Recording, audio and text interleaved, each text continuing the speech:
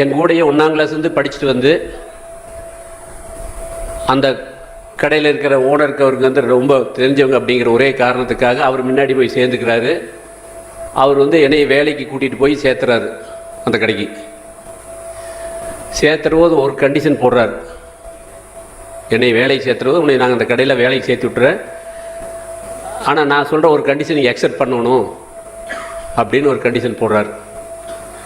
நம்மளுக்கு அந்த பையன் கூட படித்த நண்பன் வந்து ஆந்திரா போகிறது, ட்ரெயினில் போகிறது, ஹோட்டலில் போய் பூரி சாப்பிட்றது, வடை சாப்பிட்றது, இந்த கதை சினிமா பார்க்குறது, இந்த கதையெல்லாம் கேட்டோன்னே வேலை கிடைக்கிறதுலேயே இந்த ஊரெலாம் சுற்றி பார்க்கணுன்னு ஆசை வந்து, எப்படியே நீ என்ன கண்டிஷன் போட்டாலும் சரி நான் எனக்கு வேலை சேர்த்து விட்டால் போதும், உன்னோட கண்டிஷனை அக்செப்ட் பண்ணிக்கிறேன் அப்படின்னு சொல்லி அவரோட கண்டிஷனுக்கு அக்செப்ட் பண்ணி அந்த கடையில் வேலையை சேர்த்து விடுறாரு. என்ன கண்டிஷன் அப்படின்னா, மாதத்தில் 15 நாள் ஆந்திரா லைன் பார்க்கணும். அப்போது அன்னைக்கெல்லாம் அந்த 77 வந்து அந்த 15 நாளைக்கு வந்து ஒரு நாளைக்கு வந்து 100 ரூபா செலவாகுது. 1500 ரூபா அந்த 15 நாளில் செலவு பண்ணணும். இவர் என்ன பண்ணுவாருன்னா, அதை வந்து 2000 ரூபா அப்படின்னு செலவு எழுதி கொண்டு வந்து கொடுப்பார். ஆக்சுவலாக ஆகிற செலவு 1500 தான் ஆகுது. அந்த 2000 ரூபா செலவு பண்ணி எழுதிட்டு வந்து 500 ரூபாய் வந்து ரிக்ஷா அது மாதிரிலாம் பொய் கணக்கு எழுதி கொடுத்து 500 ரூபாய் எடுத்து பாக்கெட்டில் வச்சுக்குவார். அவர் வச்சுட்டு அவருக்கு சம்பளமே 250 மாதம் சம்பளம் அவருக்கு 250. எனக்கு சம்பளம் வந்து ஜூனியில் போனால் 150 பர் மந்த்துக்கு, ஒரு நாளைக்கு இல்லை. ஆனால் அந்த லைன் செலவில் பொய் கணக்கு எழுதி எடுக்கிறதுல 500 ரூபா எடுப்பார். இப்போ அந்த லைனுக்கு தான் எண்ணெய் போடுறாங்கங்க. போடுறது சொன்ன கண்டிஷன் செலவு 1500 தான் ஆகுது. செலவு 1500 தான் ஆகுது. டெய்லி கணக்கு நீ எப்படி எழுதணும், எப்படி டேலி பண்ணி நீ 2000 எழுதி கையில் கொடுத்துடணும். எங்கேயாவது நீ குறைச்சி 1500 செலவு பண்ணினா நான் மாட்டிக்குவேன். அப்புறம் பாரு எனக்கு உன்னை என்ன ஒன்றுன்னு எனக்கு தெரியாது. இதெல்லாம் கண்டிஷன் பேசி அந்த 1500 பொய் கணக்கில் 500 ரூபா சேர்த்து எழுதி 2000 கணக்காச்சு 500 நீ எடுத்து வச்சுக்க அப்படின்னு சொல்கிறாப்புல. அவர் கூட எனக்கு அதை மீதி கொடுங்க கேட்கல, நீ எடுத்து வச்சுக்க அப்படின்ட்டாரு. சம்பளம் 150, பொய் கணக்கு எழுதுனா 500. 150க்கு 500க்கு எவ்வளோ வித்தியாசம்? 3 மாதம் சம்பளம் வச்சு அப்படின்னாரு. ஓகே, எப்படியோ அப்படி எப்படி சொல்லி வேலை வாங்கி கொடுத்தா போதும், நான் உன்னை சொல்கிற கேட்டுக்கிறேன் அப்படின்னு சொல்லி ஜாயின் பண்ணியாச்சு. ஒரு 3 மாதம் எல்லாம் கம்ப்ளீட் ரகத்தெல்லாம் பழக்கி விட்டு என்னை லைனுக்கு அனுப்புகிறாங்க. அதே மாதிரி போகும்போது கடையில் முதலாளி வசக்கட்டு கணக்கு எழுதி 2000 ரூபா பணத்தை கையில் கொடுத்து அனுப்புகிறாங்க. அவர் சொன்ன மாதிரியே டெய்லியும் கணக்கு எழுதி பார்த்தா செலவு அவ்வளோதான் வந்தது. 100 ரூபா தான் செலவு வந்தது. 15 நாளைக்கு போனால் 150 தான் வரும். 1500 தான் செலவு வரும் பர் டே. மொத்தமாகவே 1500 தான் வரும். 15 நாள் லைன் பார்த்தாச்சு. இப்போ ஊருக்கு வரணும், வந்து கணக்கு கொடுக்கணும் முதல் மாதமாக. இப்போது 1500ன்னு எழுதி கரெக்டான கணக்கு கொடுத்தா நாம் நேர்மையாக இருக்கிறோம், திருட்டு பெட்டு பண்ணாது இருக்கிறோம், நம்மளுக்கு ஃப்யூச்சரில் எந்த பாவம் பிடிக்காது அப்படிங்கிறதுல எனக்கு நல்லா தெரியுது. அப்படி 1500 எழுதி கொடுத்தா நம்ம வேலை சேர்த்து விட்ட நண்பனுக்கு வந்து நம்ம காட்டி கொடுத்து அவனுக்கு பெரிய பனிஷ்மெண்ட் வாங்கி கொடுத்து அவன் வேலையை கூட எடுத்துருவாங்களே, அவனை எப்படி பண்ணுறது அப்படின்னு எனக்கு ஒன்றும் புரியல. பெரிய தடுமாற்றப்போ எந்த வயசில்? உங்கள் வயசில். நீங்கள் எல்லாம் என்ன வயசில் இருக்கிறீங்களோ அந்த வயசில். என்னுடைய கேள்வி, 1500 கணக்கு எழுதி கொடுத்து நேர்மையாக கொண்டு போய் கணக்கு கொடுப்பீங்களா, இல்லை 2000 கணக்கு எழுதி கொடுத்துட்டு நண்பனை காப்பாற்றுவீங்களா?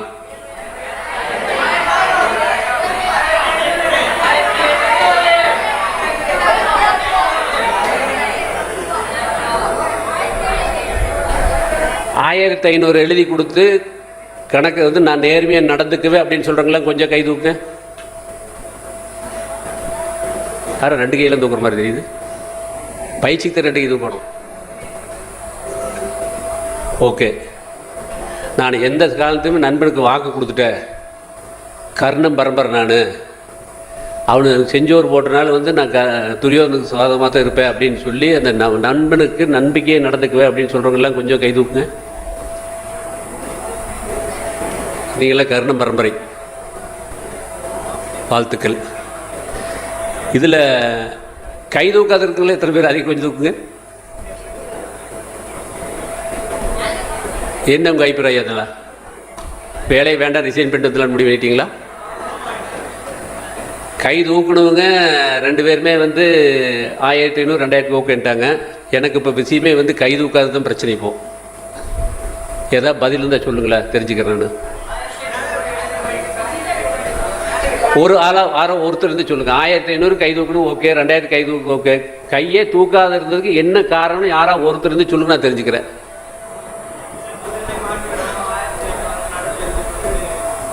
ஓ 1750 எழுதி கொடுத்து பண்ணிக்கலாம்னு அப்பவுமே 2க்கு சேர்ந்த மாதிரி காட்டி கொடுக்கலாம். அப்பவும் காட்டி கொடுத்த மாதிரி ஆகி போயிருமே. 1750 எழுதி கொடுத்தாலுமே அவர் 2000 எழுதி கொடுத்து கணக்கு வாங்கிட்டப்போ 250 கம்மி எழுதி கொடுத்து நண்பன் மாட்டிக்காப்பில் பொய் பண்ண 2 பாம் பண்ணிட்டே. நீங்கள் இப்போ யாரோ ஒருத்தருக்காவது பண்ணலாமே.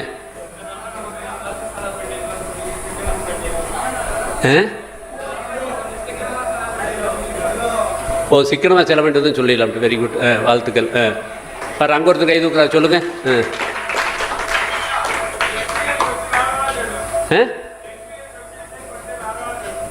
ஒரே மாதம் உனக்கு எக்ஸ்பீரியன்ஸ் வந்துடுமா? ஆஹா, இது அவருக்காவது கொஞ்சம் பாதி மாதிரி போடுற மாதிரி நீங்கள் அதுவும் இல்லை. சொல்லுங்கள், யாராக இருந்தால் சொல்லுங்கள். எனக்கு தெரியாத காரணமாக இருக்குது.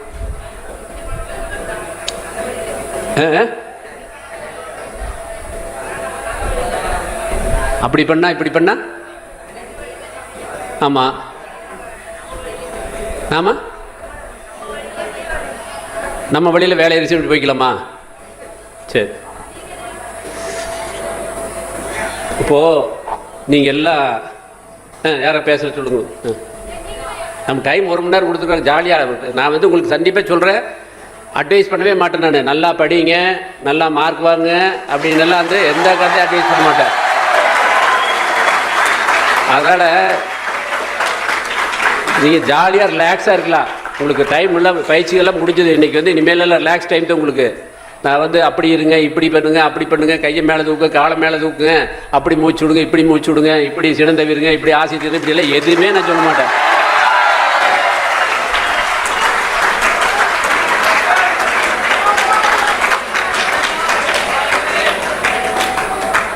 ஏன்னா எங்கள் வீட்டில் 2 பிள்ளைங்க இருக்குது. ஏப்பா இந்த கதை இத்தனை நாள் சொல்லி எங்களை வந்து இது பண்ணிட்டு இருக்கிறீங்க, செருப்போட எத்தனை நாளையும் சொல்லிட்டு இருப்பீங்க கேட்பாங்க. அதனால் நம்ம எதைய பழைய கதையை சொன்னாலும் கேட்க மாட்டாங்க, அட்வைஸ் பண்ணாலும் கேட்க மாட்டேன். எனக்கு நல்லா தெரியும். அதனால தான் கூட ரிலாக்ஸாக பேசிட்டு இருக்கிறேன். சொல்லுங்க நீங்கள் தம்பி, என்ன சொல்ல வந்தே சொல்லு.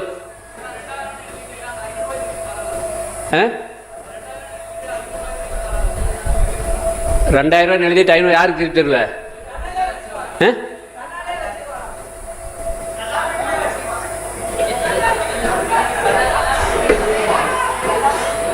எந்த கல்லாப்பட்டியில் கொண்டு போய் இப்போ?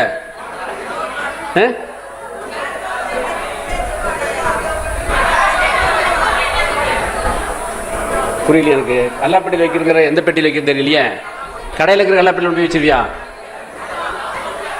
கேஷ் கொண்டல. அப்புறம் உங்களுக்கு எக்ஸஸ் வந்துருமே சார் கணக்கில் எக்ஸ்ட்ராவா?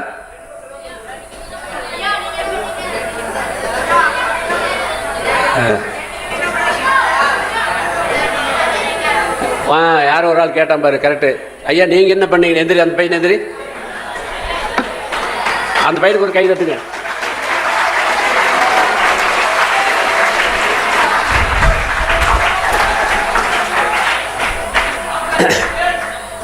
அருமையான கேள்வி. இந்த சிந்தனை தான் வரணும். இந்த பயிற்சி கூடத்துக்கு வந்துட்டா சொல்கிறதெல்லாம் கேட்டு ஆட்டு மந்தையாக தலையாட்டக்கூடாது. என்ன தெரியலனா எனக்கு தெரியல, எனக்கு விளக்கம் சொல்லுங்க அப்படின்னு எந்திரிச்சு கேட்டுக்கிறத வந்து இந்த வயசு கரெக்டான வயசு. அந்த பையன் பேர் என்ன தம்பி? அர்ஜுன். எந்த ஊர்லேருந்து வர்ற? எந்த ஸ்கூல்? ரமண மகரிஷி உள்ள போது கேட்குறாரு கேள்வி. பரவாயில்ல பாரு.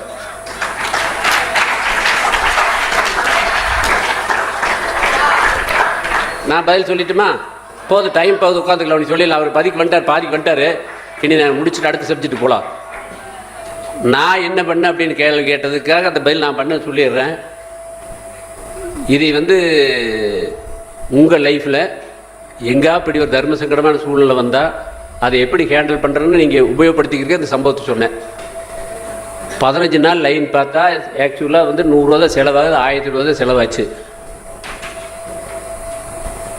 மாதத்தில் எத்தனை நாள் இருக்குது? 30 நாள் இருக்குது. நான் என்னுடைய 15 நாள் ட்ராவலை மறுபடியும் 5 நாள் எக்ஸ்ட்ராவாக டூர் பார்க்க ஆரம்பித்தேன். 2000 ரூபா செலவாச்சு. கொண்டு வந்து கணக்கு நேர்மையாக கொடுத்துட்டேன். பையன் வந்து கேட்டால் என்னப்பா கணக்கில் இருந்து நீ சொன்ன மாதிரி 2000 எழுதி கொடுத்துட்டேன் அப்படின்னு. முதலாளிக்கு 5 நாள் எக்ஸ்ட்ரா பண்ணால் நான் ஆர்டர் அதிகமாக வந்தது. எனக்கு அடுத்த மாதம் இன்க்ரிமெண்ட் போடும்போது அவருக்கு 250 ரூபா சம்பளம் 300 போட்டால் எனக்கு 150 300 போட்டாங்க.